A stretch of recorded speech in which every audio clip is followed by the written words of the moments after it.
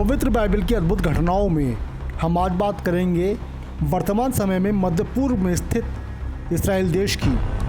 आज जानेंगे कि इस्राएल आखिर है क्या, क्या है इनका इतिहास, क्या है इस देश की उत्पत्ति, इस्राएल देश किन किन लोगों ने बनाया और पवित्र बाइबल में इस्राएल एक केंद्रीय बिंदु क्यों बना। आज चर्चा इन्हीं ज्वलनशील सवालों पर होगी। इस्राएल के प्राचीन इतिहास जो पवित्र बाइबल में है उस पर जाने से पहले वर्तमान समय या 19वीं सदी में इस्राएल की उत्पत्ति के बारे में जानना अति आवश्यक है। वर्तमान समय में इस्राएल मध्य पूर्व में स्थित है। इनकी राजधानी तेल अवीव व यरूशलेम है। यहाँ आम चुनाव होते हैं व उनसे राष्ट्रपति व प्रधानमंत्री चुने जाते हैं। 1948 से पहले इस्राएल और फिलिस्तीन का क्षेत्र भी अंग्रेजी शासन के अधीन था। तब यहूदियों पर बहुत अत्याचार होते थे। तब यहूदियों ने अपना क्षेत्र छोड़ दिया व पूरे विश्व में फैल गए। द्वितीय विश्व युद्ध के पश्चात जब अंग्रेजों के लिए स्थितियां बहुत विकट हो गईं, तब उनको बहुत से क्षेत्रों से अपना शासन वापस लेना पड़ा व उन क्षेत्रों को स्वतंत्र भी करना पड़ा। इनमें से इस्राएल और फिलिस्तीन भी एक हैं। 14 मई 1948 को इस्राएल देश को स्वतंत्र घोषित किया गया। अब सवाल यह उठता है कि जब इस्राएल को सन 1948 में अंग्रेजों द्वारा आज़ादी मिली तो हजारों साल पहले लिखी हुई पवित्र बाइबल में इस देश का नाम कैसे आया। आखिर इसकी उत्पत्ति व इतिहास कितना पुराना है। इस्राएल का इतिहास जानने के लिए आपको बाइबल को पढ़ना ही पड़ेगा, क्योंकि इसका इतिहास बाइबल में फैक्ट टू फैक्ट लिखा है। आइए समझने के लिए कोशिश करते हैं। क्योंकि इस्राएली भी अब्राहम के वंशजों में गिने जाते हैं, इसलिए अब्राहम को समझना भी आवश्यक है। क्रिश्चियन एरा ने अब्राहम की जीवनी पर 2 पार्ट में 3 महान धर्मों के कुलपिता के नाम से वीडियो बनाए हैं। आप उन्हें देखकर अब्राहम के चरित्र को समझ सकते हैं, जिनका लिंक डिस्क्रिप्शन में मौजूद है। जैसा कि अब्राहम को सर्वशक्तिमान ईश्वर ने आशीर्वाद दिया, वह एक वाचा भी बांधी कि उनके वंश से एक बहुत बड़ी जाति बनेगी जिन्हें गिनना भी मुश्किल होगा। उसी आशीर्वाद के अंतर्गत अब्राहम के 2 पुत्र हुए, इस्माइल व इसहाक। इस्माइल तो इस्लाम धर्म में प्रमुख हुए व इसहाक इस्राएल में प्रमुख हुए, क्योंकि इसहाक से उनकी पत्नी रिबेका को जुड़वा संतान हुई थी, जिनमें एक बच्चे का नाम एसाव और दूसरे का नाम याकूब रखा गया। इनमें एसाव तो एक चतुर शिकारी बने, पर याकूब अपने माता पिता के साथ तंबू में रहे। एसाव रोज शिकार करते व उसका भोजन अपने पिता को खिलाते थे। इसी कारण इसहाक एसाव से अत्यधिक प्रेम करते थे। याकूब अपनी माता के साथ ज़्यादा रहते थे, तो उनकी माता रेबेका याकूब को अधिक प्रेम करती थी। बाइबल में एक घटना के अंतर्गत जेनेसिस 25 उसकी 29वीं आयत में याकूब मसूर की दाल पका रहे थे। उस दिन एसाव को कोई भी शिकार नहीं मिला था। तब उसने याकूब से भोजन मांगा, तो याकूब ने उसे भोजन इस शर्त पर दिया कि एसाव भोजन के बदले अपना पहलौठे का अधिकार उसे बेच दे। तब एसाव ने अपने पहलौठे के अधिकार को बहुत ही तुच्छ समझकर भोजन के बदले उसे बेच दिया। इसी प्रकार समय गुजरता गया। जिस देश में इसहाक अपने पुत्रों के साथ रहा करते थे, वहाँ भयंकर अकाल पड़ा। तब इसहाक ने अपने पुत्रों व अपनी धन संपत्ति के साथ अबीमेलेक के राज्य में, जहाँ पहले उनके पिता रहा करते थे, वहाँ कूच किया। तब वहाँ के राजा ने उनका बहुत स्वागत किया व वे वहाँ रहने लगे। तब एसाव ने एक ऐसा कार्य किया जो उनके माता पिता को पसंद नहीं आया। उन्होंने बिना माता पिता की अनुमति के उस देश की हित्ती जाति की 2 स्त्रियों से विवाह कर लिया। एसाव द्वारा किए गए इस विवाह से इसहाक व रेबेका बहुत क्रोधित व दुखी हुए। इस प्रकार समय गुजरता गया। इसहाक अब बहुत बुजुर्ग हो गए व उन्हें बहुत धुंधला दिखाई देने लगा। तब उन्होंने एसाव से कहा कि जाकर अच्छा सा शिकार करो व मुझे स्वादिष्ट भोजन से तृप्त करो, तब मैं प्रसन्न होकर तुम्हें आशीर्वाद दूंगा। तब रेबेका ने इसहाक को यह कहते सुना। रेबेका वैसे ही एसाव के विवाह से बहुत दुखी व खेदित थी। वे नहीं चाहती थी कि एसाव को आशीर्वाद प्राप्त हो, तो उन्होंने याकूब को तैयार किया। वह स्वयं इसहाक के लिए स्वादिष्ट भोजन पकाया व याकूब को छल से आशीर्वाद दिलवा दिया। जब एसाव को ये सब पता चला, तब उसने याकूब को मार डालने की योजना बनाई।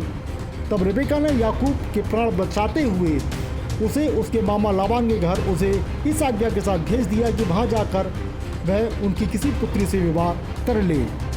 जब अपनी माता की आज्ञा पाकर याकूब अपने मामा लाबान के घर जा रहे थे, तो उन्होंने रास्ते में रात को विश्राम किया, और जब वह सो रहे थे तब उन्होंने एक विचित्र सपना देखा कि पृथ्वी से स्वर्ग तक एक सीढ़ी का छोर है और सर्वशक्तिमान ईश्वर के स्वर्गदूत उस पर चढ़ते उतरते हैं। और सर्वशक्तिमान ईश्वर ने घोषणा की कि याकूब का वंश धूल के कणों के समान बहुत होगा। वह जहाँ याकूब सो रहे हैं वह स्थान याकूब के वंश को दिया जाएगा। जहाँ याकूब जाएंगे ईश्वर उनके साथ रहेंगे। जब याकूब जागे तो वह बहुत भयभीत हुए। तब उन्होंने पत्थर को खड़ा किया और उसके सिर पर तेल डाला। वह मन्नत मांगी, यदि ईश्वर उनकी यात्रा में रक्षा करें और उनकी यात्रा को सफल करें वह अपने माता पिता के पास वापस पहुंच जाएं, तो यह स्थान परमेश्वर का भवन ठहरेगा और जो कुछ ईश्वर उन्हें देंगे उसका 10वां अंश वह ईश्वर को देंगे। जब यात्रा पूरी करके याकूब अपने मामा लाबान के घर पहुंचे तब उनकी मुलाकात मामा लाबान की पुत्री राहेल से हुई। तब उन्होंने उसे अपना परिचय दिया। तब याकूब महीना भर मामा लाबान के घर पर रुके। तब लाबान ने याकूब को विकल्प दिया कि वो जो भी सेवा कर रहे हैं उसकी मजदूरी भी लें। तब याकूब ने लाबान से एक मांग की कि 7 वर्ष तक वे सेवा करेंगे, उसके बदले लाबान अपनी पुत्री राहेल से उसका विवाह करवा दें। तब लाबान इस बात से बहुत प्रसन्न हुए व उन्होंने याकूब की मांग स्वीकार कर ली। जब 7 वर्ष पूर्ण हुए तब लाबान ने चोरी से याकूब का विवाह अपनी बड़ी बेटी लिया से करा दिया। जब यह बात याकूब को पता चली तब उन्होंने नाराज़गी जाहिर करी। तब लाबान ने कहा कि उनके यहाँ परंपरागत रूप से बड़ी बेटी की शादी पहले होती है। फिर लाबान ने याकूब के सामने एक शर्त रख दी कि वह 7 वर्ष तक और सेवा करें तब वह राहेल का विवाह भी करवा देंगे, क्योंकि लाबान समझ चुके थे कि याकूब के साथ परमेश्वर का आशीर्वाद है व याकूब के कारण उनकी धन संपत्ति अपार होती जा रही है। वे नहीं चाहते थे कि याकूब उनका घराना छोड़कर चले जाएं। तब याकूब ने लाबान की शर्त के अनुसार 7 वर्ष तक और सेवा करी और 7 वर्ष के पश्चात राहेल का विवाह भी याकूब के साथ हुआ।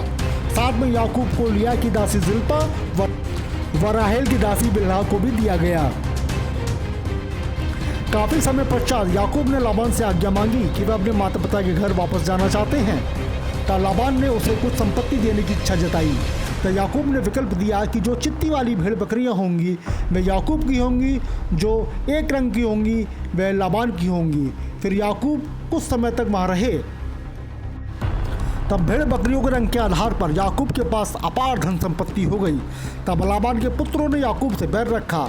तब परमेश्वर ने याकूब को लाबान का घर छोड़ने की आज्ञा दी। तब याकूब ने लाबान का घर छोड़ दिया। जब वह रास्ते में जब वह अपने मूल निवास स्थान के बहुत नज़दीक थे वह अपने बड़े भाई एसाव से बहुत भयभीत हुए। वह अपने परिवार को पहले भेज दिया और वह नदी के इस पार अकेले रह गए। तब कोई पुरुष आकर याकूब से मल्लयुद्ध करने लगा और भोर तक यह मल्लयुद्ध चलता रहा, पर कोई भी जीत नहीं पाया। तब उस पुरुष ने याकूब की जांघ की नस को छुआ और याकूब की जांघ की नस चढ़ गई। तब याकूब समझ गए कि यह ईश्वर का स्वर्गदूत है। तब याकूब ने कहा, जब तक आप मुझे आशीर्वाद न दे देंगे मैं आपको जाने नहीं दूंगा। तब उस दिव्य पुरुष ने याकूब से उसका नाम पूछा और कहा, आज से तुम्हारा नाम इसराइल होगा, क्योंकि तुम ईश्वर और मनुष्य युद्ध करके भी प्रबल हो। इस प्रकार एक व्यक्ति याकूब का नाम स्वयं ईश्वर ने इसराइल रखा। जिनको हम आज देखते हैं यह सब उसी याकूब के वंशज हैं। तब याकूब की मुलाकात एसाव से हुई और दोनों भाइयों का भय दूर हुआ और प्रेम पूर्वक एक दूसरे से मिले। याकूब के कुल 12 पुत्र हुए, जिनके नाम से आज के इस्राएल देश में भी वंश मौजूद हैं। तो याकूब की प्रथम पत्नी से रूबेन, शिमोन, लेवी, यहूदा, इस्साकार, जबूलून व दूसरी पत्नी राहेल से यूसुफ और बिन्यामीन, राहेल की दासी बिल्हा से दान, नप्ताली और लिया की दासी जिल्पा से गाद, आशेर। और याकूब के पुत्रों में एक पुत्री भी थी जिसका नाम दीना था और वे लिया से जन्मी थी। आज के वर्तमान इस्राएल में इन सभी याकूब के 12 पुत्रों के वंशज रहते हैं जो मिलकर एक इस्राएल देश की संरचना बनाते हैं। इनमें सबसे प्रमुख यहूदी गोत्र है जो सबसे अधिक संख्या में आज भी इस्राएल में मौजूद है। संपूर्ण बाइबल की 66 पुस्तकों में इनका इतिहास भरा पड़ा है। तो ये थी पवित्र बाइबल के अनुसार इस्राएल की उत्पत्ति। तो आज हमने जाना कि किस प्रकार सर्वशक्तिमान ईश्वर का अब्राहम, इसहाक व याकूब को दिया गया आशीर्वाद फलवंत हुआ और आज वह एक ताकतवर देश के रूप में हमारे सामने है। हम आशा करते हैं यह वीडियो आप सभी मित्रों को पसंद आया होगा। वीडियो को लाइक व कमेंट करना ना भूलिएगा। वीडियो को शेयर करिए और चैनल को सब्सक्राइब करना ना भूलिएगा, क्योंकि क्रिश्चियन एरा इसी टाइप की वीडियो लाता रहता है। Thank you for watching and praise the Lord.